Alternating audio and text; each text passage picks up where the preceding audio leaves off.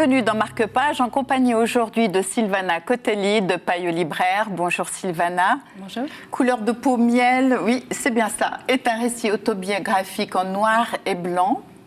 Il y est question d'adoption et aussi, j'ai l'impression, d'une certaine rédemption ou de comment on s'en sort avec ses origines et sa propre histoire. C'est ça qui vous a attiré dans cette BD ?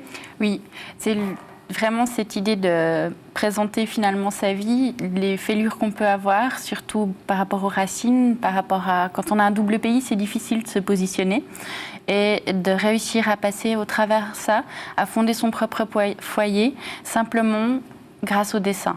Enfin, simplement. C'est en fait, c'est ce que vous me disiez. Ce que vous me disiez, ce qui vous a attiré dans cette BD, c'est que, à travers ce dessin, il se fait sa propre thérapie.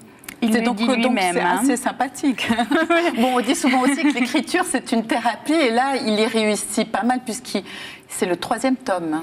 C'est la finalité de sa recherche. C'est le dernier tome, effectivement. Il part avec des reporters dans son pays natal, en Corée, et il va clore le chapitre, avoir son propre dossier. Et à la fin, il va expliquer que c'est grâce à cette bande dessinée qu'il a réussi finalement à pas sombrer, à pas se suicider, mais vraiment à réussir à vivre avec ses origines mélangées. Alors, quelles sont les origines de cet auteur ? Il est coréen, adopté en Belgique. En Belgique. Voilà. Et puis l'histoire, grosso modo, c'est donc en fait la recherche de ses origines. Je pense qu'il a été confié à une famille américaine.